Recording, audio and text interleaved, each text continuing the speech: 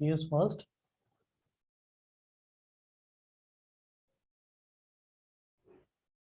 When the object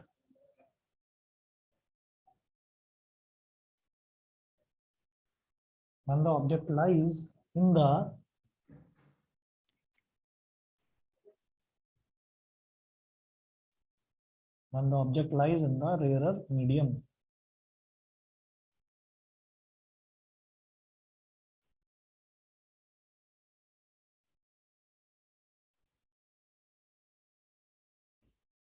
When the object lies in the rarer medium. ठीक है, तो दो ही केसेस बनेंगे, एक होगा when the object lies in the rarer medium और एक होगा when the object lies in the denser medium. तो दो केसेस होंगे. पहला केस लेकर चलते हैं रेयर मीडियम वाला. तो रेयर मीडियम में देखिएगा मैं कॉनकेव स्फेरिकल सरफेस बनाऊंगा.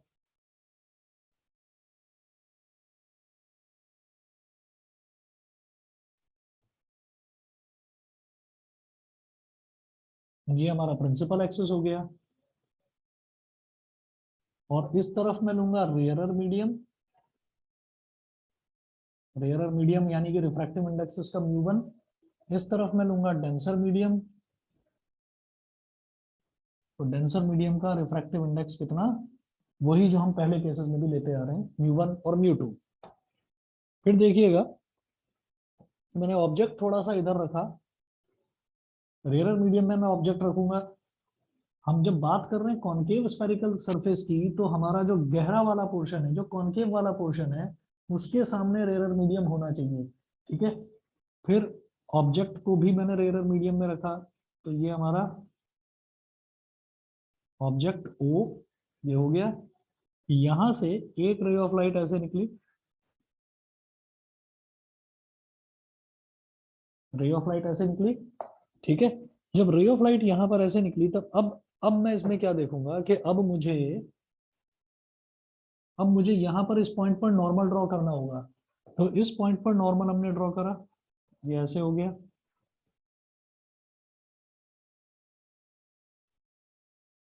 ये ऐसे हो गया नॉर्मल. तो नॉर्मल जहां पर प्रिंसिपल एक्सिस को मीट करेगा, वो वाला पॉइंट क्या हो जाएगा आपका, सेंटर ऑफ कर्वेचर. ये आपका पोल हो ही गया. उसके बाद हम ये कहेंगे कि अगर कायदे से देखा जाता, तो कायदे से ये जो रे ऑफ लाइट है, ये रे ऑफ लाइट बेटा ऐसे जाती. कायदे से तो ये रे ऑफ लाइट ऐसे जाती. कायदा मतलब कि अगर यहाँ पर रेयर और यहाँ पर डेंसर मीडियम ना होता, मतलब अगर यहाँ पर चेंज ऑफ मीडियम ना होता, तो हमारी जो रे ऑफ लाइट है ये ऐसे स्ट्रेट जाती. ठीक है, लेकिन क्या है कि मीडियम चेंज हो रहा है. अब मीडियम चेंज हो रहा है तो रेयर से डेंसर में, डेंसर में क्या होता है, द लाइट रे will bend towards the normal. तो नॉर्मल की तरफ बेंड हो जाती है. तो नॉर्मल की तरफ बेंड हो जाती है, तो थोड़ा हमारे पास इस डायग्राम में आप कैसे भी बना लेना, स्पेस थोड़ा कम बचेगा. ठीक है, तो ये ऐसे हो गया. ये हमारी रिफ्रैक्टेड रे. देखिए अगर चेंज ऑफ मीडियम ना होता, कहीं आपको ये ना लगे कि भाई हमने तो ये स्ट्रेट लाइन ही बना दी है, तो ये स्ट्रेट लाइन नहीं है, स्ट्रेट लाइन तो ये जा रही है. लेकिन अब मैंने ये देखा कि क्योंकि रेयरर से डेंसर में आ रहे हैं, तो it will little bit it will move towards the normal. तो इसलिए ये वाली जो लाइन थी हमारी, ये मैंने मिटा दी. और अब ये समझिएगा कि ये स्ट्रेट लाइन नहीं है, ये थोड़ा सा बेंड हो गई है यहाँ पर. ठीक है, और जब इसको पीछे एक्सटेंड करूंगा मैं, क्योंकि ये बेंड हो गई है, तो ये यहाँ से प्रिंसिपल एक्सिस से तो मीट करेगी नहीं इस तरफ, तो इसलिए इसको पीछे ही एक्सटेंड करना पड़ेगा. तो जब इसको पीछे एक्सटेंड करेंगे, तो इमेज हमारी यहाँ बनेगी, आई इधर बनेगी. अब आप ये देख लीजिए, ये हमारी रिफ्रैक्टेड रे है, तो ये जो एंगल बनाएगी नॉर्मल के साथ, this is angle of refraction R. ये हमारी इंसिडेंट रे थी और ये नॉर्मल है. इंसिडेंट रे पूरा इस नॉर्मल के साथ जो एंगल बना रही है, ये है एंगल ऑफ इंसिडेंस I. समझ में आ रहा है कि नहीं, या थोड़ा इसको जूम करके दिखाऊं? आ रहा है सर. अरे बेटा बाकी बच्चे बताएं, वंशिका, सचिका, प्रिशा, ईशान. आ रहा है सर. ठीक है, चलिए जी. तो ये I हो गया, ये R हो गया. उसके अलावा जो तीन एंगल्स थे वो आप जानते ही हैं. ऑब्जेक्ट जो प्रिंसिपल एक्सिस के साथ बनाएगा वो अल्फा, इमेज जो प्रिंसिपल एक्सिस के साथ बनाएगा वो बीटा, और जो centre of curvature principal axis के साथ बनाएगा वो गामा. तो आप यहाँ पर ले लीजिए एंगल्स. ये हो गया अल्फा, ये हो गया बीटा, और ये हो गया गामा। अल्फा बीटा गामा, ठीक है। अल्फा बीटा गामा ये 3 एंगल हो गए। और बिल्कुल पहले की तरह मैं क्या करने वाला हूं कि जिस पॉइंट पर हम नॉर्मल बनाते हैं उसको हमने n ले लिया, और यहाँ से हमने एक नॉर्मल ड्रॉप कर दिया, यहाँ पर ऐसे परपेंडिकुलर ड्रॉप कर दिया, इसको मैंने बोल दिया nm, इसको हमने nm बोल दिया। अब देखिएगा क्या करना है, फिर वही काम करना है, एक एक चीज बिल्कुल पहले के जैसे ही लेकर चलेंगे। देखो सबसे पहले वही काम करना है। देखिए ये जो हमारा सेंटर ऑफ कर्वेचर से पोल तक का जो डिस्टेंस है, दिस इज कैपिटल आर। जो इमेज है, इमेज से पोल तक का जो डिस्टेंस है दैट इज स्मॉल v। और जो ऑब्जेक्ट है, ऑब्जेक्ट से पोल तक का जो डिस्टेंस है दैट इज स्मॉल u। तो ये हमारे पास 3 डिस्टेंसेस पहले की तरह ही हमने मार्क कर लिए। फिर आप वही करेंगे कि in triangle NOC, in triangle NOC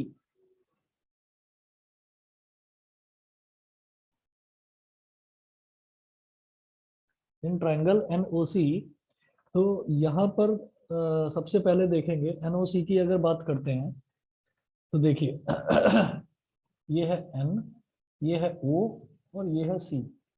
तो NOC में एक पूरा का पूरा एंगल बन रहा है ये I, एक ये एंगल बन रहा है अल्फा। तो I और अल्फा हो गया इंटीरियर एंगल और गामा हो गया एक्सटीरियर एंगल। तो gamma is equal to I plus alpha, या I plus alpha is equal to gamma. लिख दीजिए यहाँ exterior angle property, exterior angle property, ठीक है।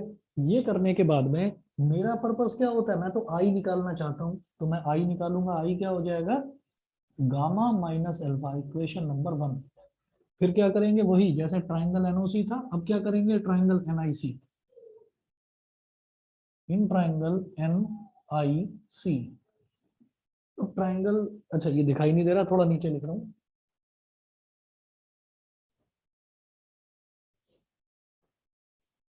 In triangle NIC. अब मैं ट्राइंगल एनआईसी की अगर बात करूं तो एनआईसी में देखिएगा, एनआईसी में अब देखिए, देखो ये एन है, ये आई है, और ये सी है। तो एनआईसी में अब ना एक चीज देखिएगा, देखो ये जो डॉटेड लाइन आ रही है यहाँ से लेकर यहाँ तक, दिस इज माई नॉर्मल। और ये वाली जो लाइन है ये है रिफ्रैक्टेड रे, ये पीछे आ रही है। तो इधर देखिएगा रिफ्रैक्टेड रे में और नॉर्मल के बीच में बन रहा है एंगल आर। तो इस तरफ भी ये नॉर्मल और ये रिफ्रैक्टेड रे, इन दोनों के बीच में बनेगा एंगल आर, स्मॉल आर, ये वाला। ये कौन सी है जो सी तक आ रही है, ये है बेटा नॉर्मल। और जो आई तक, इमेज तक आ रही है, ये क्या है, रिफ्रैक्टेड रे। तो रिफ्रैक्टेड रे और नॉर्मल के बीच में जब इस तरफ आर बन रहा है तो इस तरफ भी आर बनेगा, vertically opposite angles.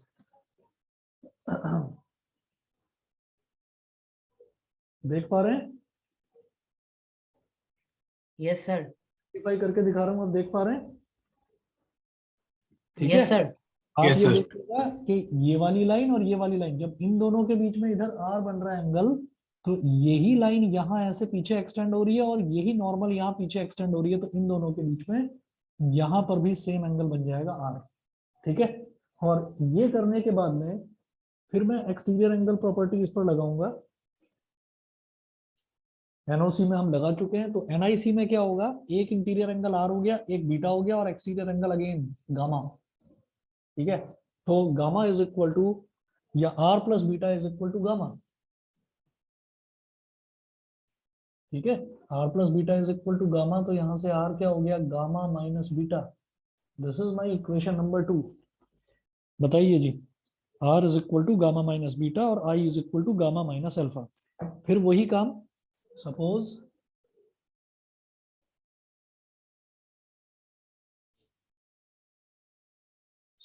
all the rays are, suppose all the rays are para-axial,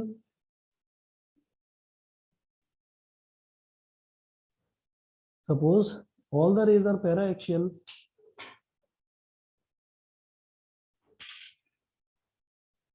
all the rays are para-axial, then angles I, R, alpha, beta, angles I, R, alpha, beta and gamma are very small. फिर वही काम करना है, जब बहुत small है तो alpha will be equivalent to tan alpha, और tan अल्फा क्या हो जाएगा, देखिएगा tan अल्फा क्या हो जाएगा, यहाँ पर ये हो गया हमारा परपेंडिकुलर अपॉन बेस, यानी कि nm upon om, nm upon om, ठीक है, is approximately equal to nm upon op, ठीक है। रीजन वही, since m is very close to p, since m is very close to p। इसी तरीके से beta is equivalent to tan beta, क्योंकि angle बहुत स्मॉल है, और tan बीटा क्या हो जाएगा, ये हो जाएगा बेटा nm अपॉन im,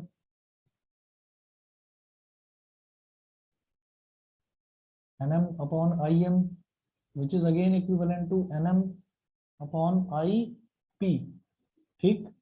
उसके बाद gamma is equivalent to tan gamma is equal to nm upon cm,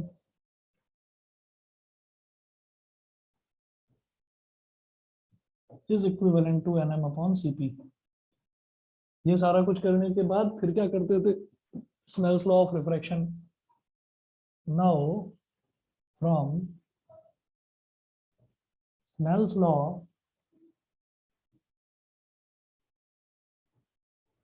of refraction,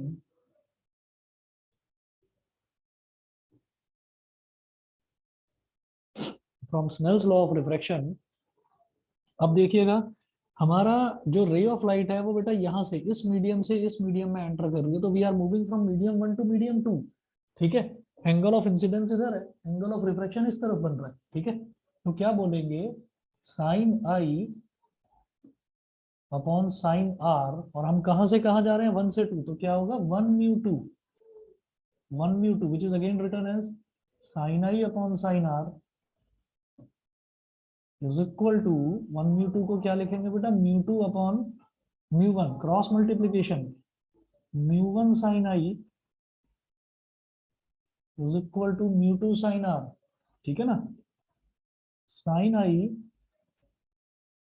is equivalent to i and sine r is equivalent to r, क्योंकि ये सारे एंगल्स बहुत छोटे हैं, तो mu 1 i is equal to mu 2 are.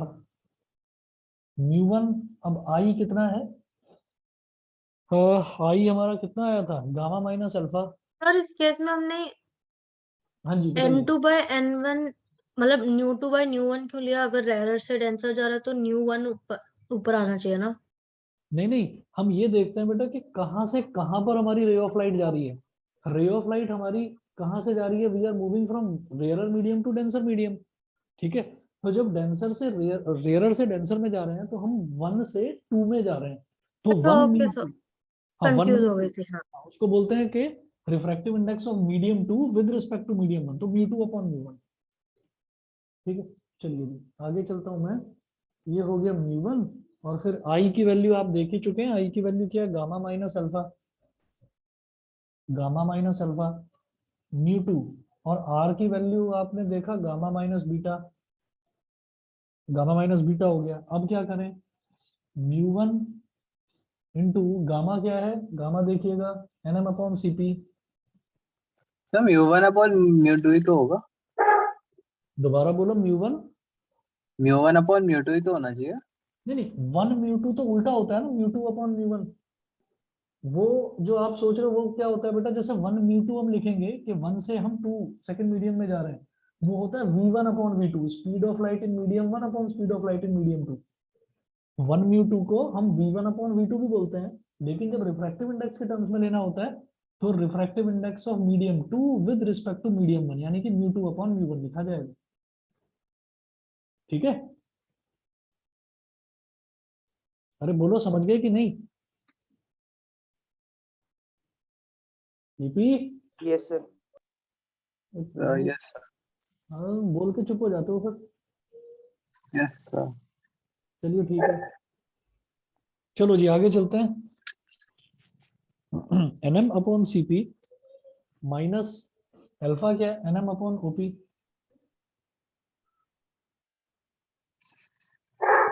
New टू, अरे भाई पेट किसके यहाँ पर है, डराओगे क्या? ये हर्ष के यहाँ पर है लगता है। चलिए गामा फिर से वही n m upon c p minus beta क्या है, एनएम अपॉन आईपी।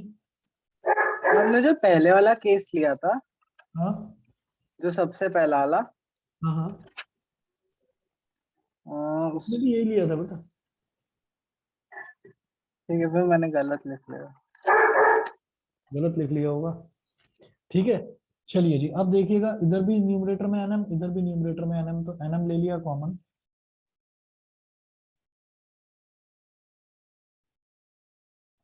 तो ये हो जाएगा 1/CP माइनस 1/OP। न्यू2 इधर भी ले लो NM common, 1/CP minus 1/IP। ठीक है, अब एनएम से एनएम कैंसिल आउट हो गया, ठीक है। अब µ1 और 1/CP, सी के सेंटर ऑफ कर्वेचर से पोल तक का डिस्टेंस यानी कि r, 1/r। ऑब्जेक्ट से मतलब object distance 1/u is equal to µ2 1/ again r minus 1/v।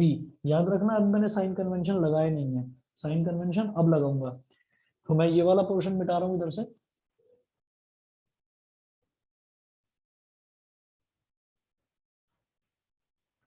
अब लिखेंगे now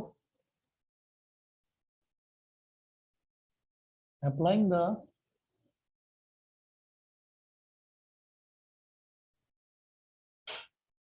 new sign convention, now applying the new sign convention। तो ये हो गया µ1 और ये 1/r है, तो ये भी लेफ्ट में है, तो इसको क्या लेंगे 1/-r माइनस 1/u भी लेफ्ट में है, तो 1/-u इज इक्वल टू µ2 और फिर r लेफ्ट में है तो 1/-r माइनस 1/v लेफ्ट में है तो अगेन माइनस v। तो देखिए जब सभी में माइनस माइनस है तो फिर माइनस लगाने का कोई मतलब नहीं है, कॉमन निकाल दो यहाँ से, माइनस माइनस पूरा, तो ये क्या हो जाएगा माइनस µ1 ब्रैकेट में 1/r माइनस 1/u, यहाँ से माइनस µ2 ब्रैकेट में 1/r माइनस 1/v। पूरा जो सबका जो माइनस है डिनोमिनेटर में सब कॉमन ले लिया, माइनस से माइनस कट गया। फिर हम क्या करते हैं, हम v और u वाली टर्म्स लेफ्ट हैंड साइड में रखते हैं और r वाली टर्म को राइट में ले जाते हैं। तो µ1/r minus µ1/u is equal to µ2/r minus µ2/v। ये कर दिया, फिर उस तरफ कर रहा हूं मैं आगे।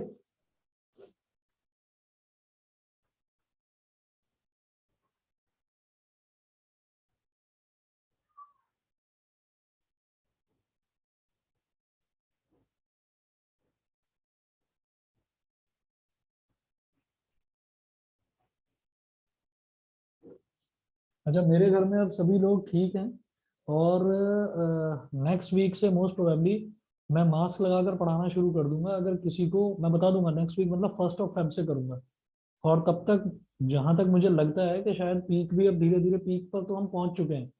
19 पर दिल्ली में था पीक, 21 में शायद यूपी में था। तो अब धीरे धीरे ना केसेस डाउन होंगे, फिलहाल तो नहीं हो रहे हैं, डाउन होंगे। अगर आप में से कोई भी बच्चा कंफर्टेबल हो तो 1 फेब से मैं ऑफलाइन करूंगा स्टार्ट।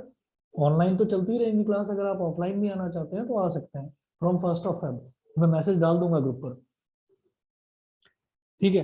अब जरा देखिएगा, इसमें v और u वालों को मैं इधर लेकर आऊंगा, तो ये हमारे पास हो गया बेटा µ2/v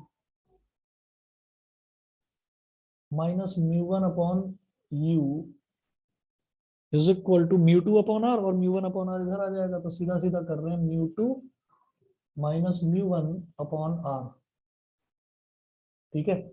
ये हमारा पहला केस हो गया when the object lies in the rarer medium। तो ये फर्स्ट केस हमारा कंप्लीट। सभी को क्लियर है? अभिनव, आदित्य, ऐश्वर्या, हर्ष, आर्यन, ध्रुव, यस सर। Yes, sir. एकांश, कनिष्का, दृष्टि, मिलन, प्रिशा, समझ गए सभी? Yes, sir. Vanshika, Yes, sir. ठीक है। चलिए जी आगे चलते हैं। अब इसका लास्ट टॉपिक है, when the object lies in the denser medium. Case second, दो ही केस हैं इसमें बस। ये मिटा दूं इधर से, ये कर लिया? Yes, sir. ठीक है।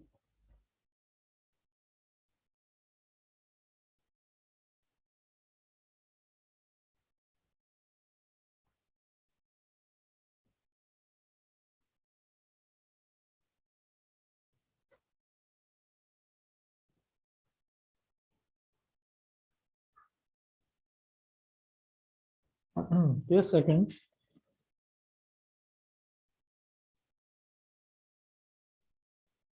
case second, when the object lies in the denser medium।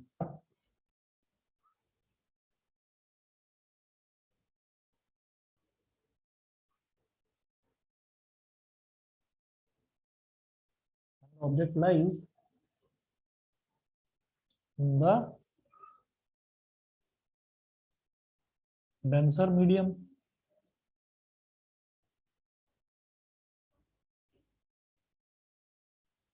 ठीक है, when the object lies in the denser medium, तो अब मुझे क्या करना है कि जो कॉनकेव स्फेरिकल सरफेस है, ऑब्जेक्ट क्योंकि रेयर मीडियम में नहीं है, अब ऑब्जेक्ट डेंसर मीडियम में है, तो जो कॉनकेव सरफेस है, कॉनकेव सरफेस वाली साइड पर आप डेंसर मीडियम को करिए। ठीक है, तो देखिएगा यहां पर मैं ऐसे करूंगा,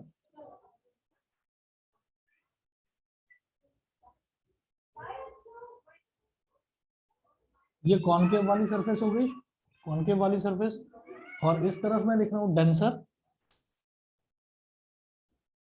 डेंसर, डेंसर मीडियम मतलब म्यू2, डेंसर को हमने म्यू2 लिया था, डेंसर का रिफ्रैक्टिव इंडेक्स, और जो रेयरर मीडियम था, रेयरर मीडियम का हमने रिफ्रैक्टिव इंडेक्स लिया था म्यू1।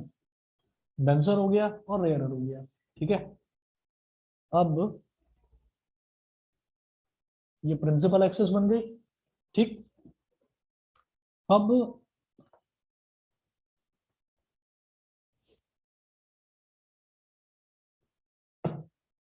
और ये गलत बनाया मैंने, दोबारा बनाता हूँ इसको, इसको काट देना जी, दोबारा बनाना।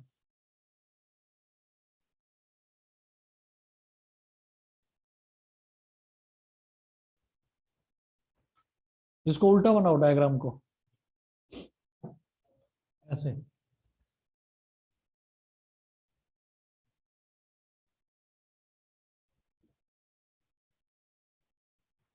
जैसे पहला वाला केस था, पहले वाले केस का ठीक ऐसे कर दीजिए, पलट दीजिए।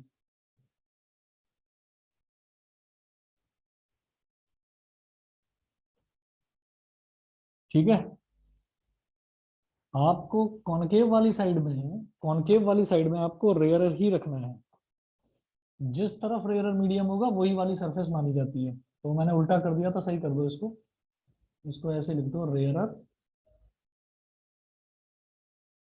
ये हो गया म्यू1, इधर लिखिए डेंसर, ये हो गया म्यू2। ठीक है, अब object, when the object lies in the denser medium, तो ऑब्जेक्ट तो डेंसर मीडियम में है, तो ऑब्जेक्ट को यहां रखना है, इस तरफ, ऑब्जेक्ट को यहां रख दिया मैंने, ये हमारा ऑब्जेक्ट हो गया। अब ऑब्जेक्ट से हम यहां पर एक इंसिडेंट रे ऑफ लाइट,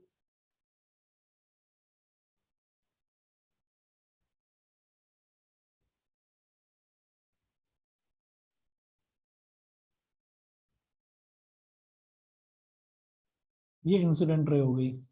फिर नॉर्मल बनाएंगे, तो देखिएगा नॉर्मल, अब क्योंकि नॉर्मल कहाँ बनेगी, नॉर्मल तो कॉन्वेक्स सरफेस पर ही बनेगी, उभरी हुई सरफेस पर बनेगी नॉर्मल। तो नॉर्मल जब ऐसे ड्रॉप करा तो बेटा हमारा फिर सेंटर ऑफ कर्वेचर इस तरफ आ गया, ये हमारा हो गया सी। फिर आप ये देखिएगा कि अगर यहाँ पर चेंज ऑफ मीडियम ना होता, चेंज ऑफ मीडियम ना होता, ऑब्जेक्ट जो डेंसर मीडियम में रखा हुआ है, जब रे ऑफ लाइट डेंसर से रेयरर में ना जाती तो सीधी जाती, तो सीधी कैसे जाएगी, सीधी ऐसे जाएगी। लेकिन अब रेयरर मीडियम में आ चुके हैं, तो रेयरर मीडियम का मतलब क्या है कि it will it will move away from the normal, ठीक है। तो नॉर्मल से दूर की तरफ भागेगा ये, तो नॉर्मल तो ये है ना, तो इस नॉर्मल से दूर की तरफ भागेगा, ठीक है। मेरी बात सबको समझ में आ रही है? Yes sir. Yes sir. ठीक है, मैं ये वाला इधर से मिटाकर ऐसे कर देता हूँ इसको, ताकि थोड़ा सा समझ में आ जाए कि ये अब रे ऑफ लाइट हमारी ऐसे जाएगी, इस रेयरर मीडियम में नॉर्मल की तरफ ना जाकर नॉर्मल से दूर, क्योंकि रेयरर मीडियम है तो नॉर्मल से दूर की तरफ जाएगा। अब ये जो ओरिजिनल पाथ था इसका, ये मैं मिटा रहा हूँ, ठीक है। अब जो इंसिडेंट रे है ये नॉर्मल के साथ जो एंगल बना रही है, ये तो हमारा एंगल ऑफ इंसिडेंस होता है आई, ठीक है। और जो रिफ्रैक्टेड रे है ये जो नॉर्मल के साथ एंगल बना रही है, ये वाला हमारा एंगल आर, तो इधर आर बन गया, ठीक है। और ये हमारा सेंटर ऑफ कर्वेचर हो ही गया। रिफ्रैक्टेड रे को इधर तो मिलेगी नहीं क्योंकि खुलती जा रही है, पीछे एक्सटेंड करना पड़ेगा,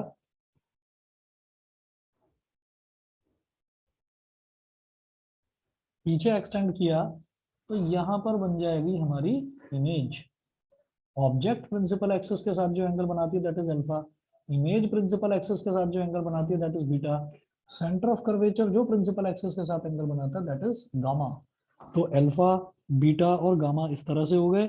उसके बाद ये वाला पॉइंट हमारा हो गया P, इस पॉइंट को हम शुरू से N बोलते आए हैं, तो यहां से हमने एक परपेंडिकुलर ड्रॉप करा और ये पॉइंट हमारा हो गया M, ठीक है। अब देखिएगा, फिर वही काम करना है जैसा हम अब तक करते आए हैं कि इन ट्राइंगल NOC, ये जो ट्राइंगल NOC है, NO और C, ये जो पूरा बड़ा ट्राइंगल है, इसके अंदर जो एंगल बन रहे हैं वो कौन कौन से हैं? अल्फा है और गामा है, और अगर इसी को देखें, ये जो सेंटर ऑफ कर्वेचर से लाइन बाहर निकल रही है ये आई है, तो ये एक्सटीरियर एंगल है, तो i is equal to gamma plus alpha या अल्फा प्लस गामा, कुछ भी लिखो। I is equal to alpha plus gamma, ये क्या हो गया? Exterior angle property.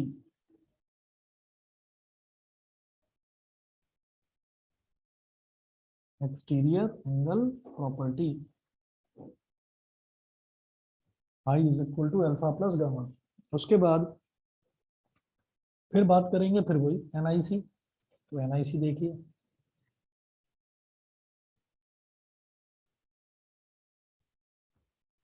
In triangle NIC, तो यहाँ पर इंटीरियर एंगल कौन सा बन रहा है? एक तो बीटा बन रहा है और एक गामा बन रहा है, बीटा और गामा हो गया। और ये जो इमेज वाली जो लाइन है, अगर इसी को मैं आगे एक्सटेंड होते हुए देखूं तो ये इस नॉर्मल वाली लाइन के साथ क्या बना रही है? एंगल आर, तो यानी कि exterior angle r, r is equal to beta plus gamma, r is equal to beta plus gamma. This is equation number 1, this is equation number 2। I हो गया अल्फा प्लस गामा, आर हो गया beta plus gamma.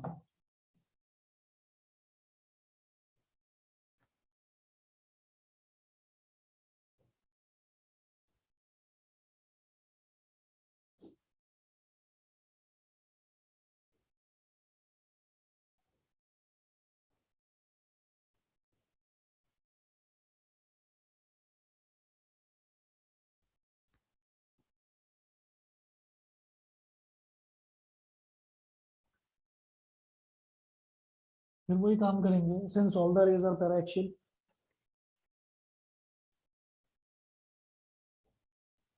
Since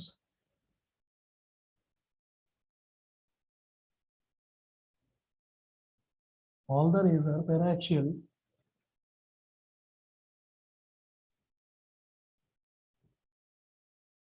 so the angles I, R, alpha, beta and gamma are very small.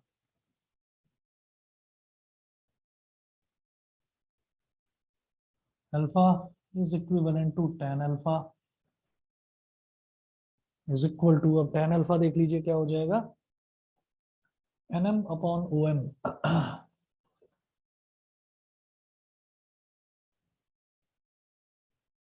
which is equivalent to nm upon op, since m is very close to p, since m is very close to p. Beta is equivalent to 10 beta.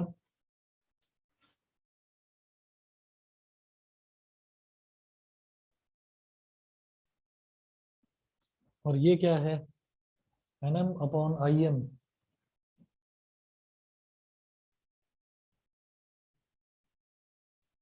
which is again equivalent to nm upon ip. फिर gamma is equivalent to 10 gamma. 10 gamma क्या है, nm upon cm, which is equivalent to nm upon cp. देख लीजिए, ये O से P तक का जो डिस्टेंस है स्मॉल u, I से P तक का जो डिस्टेंस है स्मॉल v, और P से C तक का जो डिस्टेंस है that is capital R. By applying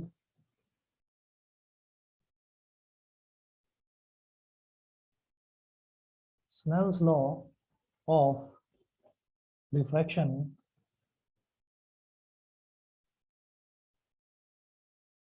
by applying Snell's law of refraction, अब लाइट रे कहां से कहां जा रही है, डेंसर से रेयर में जा रही है, यानी कि मीडियम 2 से मीडियम 1 में जा रही है. एंगल ऑफ इंसिडेंस तो इधर ही है, एंगल ऑफ रिफ्रैक्शन इधर है, तो sine i upon sine r is equal to 2 mu 1.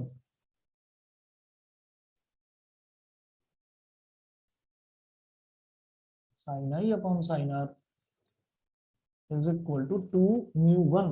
अब ये जो 2 म्यू 1 है इसको आप बोलेंगे म्यू 1 अपॉन म्यू 2. ठीक है, तो ये हो जाएगा sine i upon sine r is equal to mu 1 upon mu 2. ठीक है, तो म्यू 2 साइन आई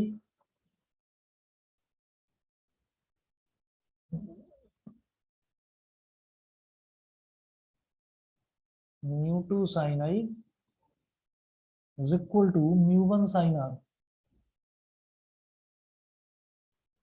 तो इसको क्या लिखेंगे, mu 2 into i mu 1 into are.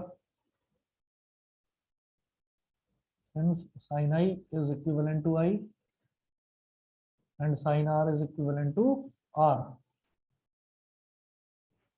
Mu 2, अब I क्या है, alpha plus gamma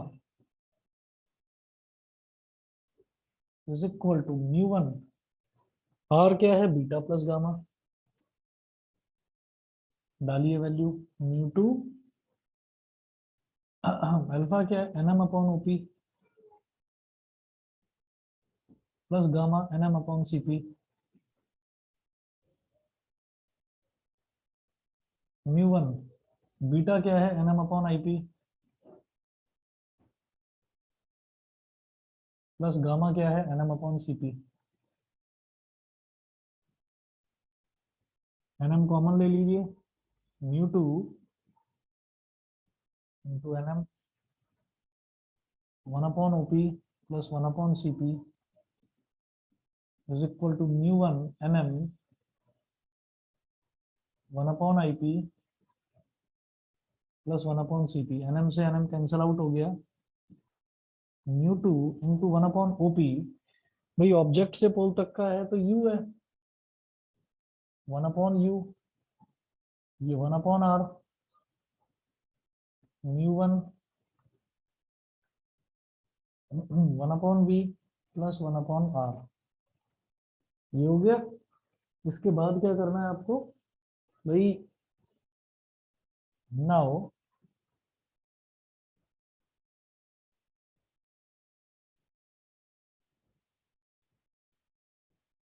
applying new sign convention. तो देखो u और v तो नेगेटिव हो जाएंगे लेकिन r पॉजिटिव ही रहेगा. तो mu 2 1 upon minus u plus 1 upon r is equal to μ1 1 upon minus v plus 1 upon r।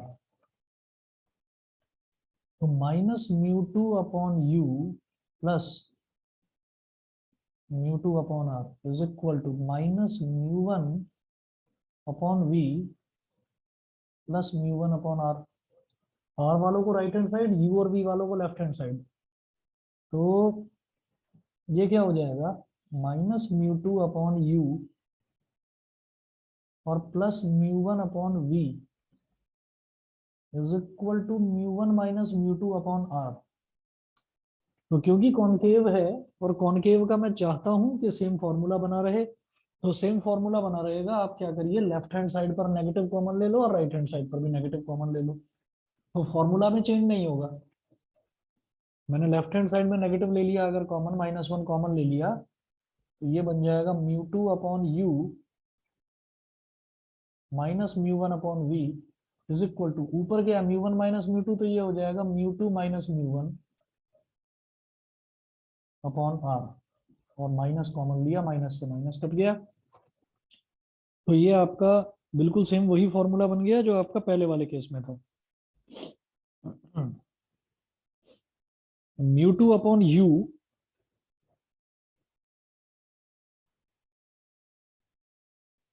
Minus μ1 upon v। अच्छा, चाहो तो इसको ऐसे ही छोड़ दो तो भी कोई दिक्कत नहीं है। μ2 माइनस μ1 अपॉन r। बताइए जी, सभी को क्लियर है? Yes sir. Yes sir. Yes sir. ठीक है जी, यस सर। आज इतना ही करिए। बाकी कल शाम को 5:30 बजे क्लास, 4:30 बजे आपकी क्लास होगी, उसमें फिर आगे लेंस मेकर्स फॉर्मूला से आगे कंटिन्यू करते हैं। ठीक है, okay sir. Thank you sir. Okay, नमस्ते सर। Thank you sir. नमस्ते नमस्ते।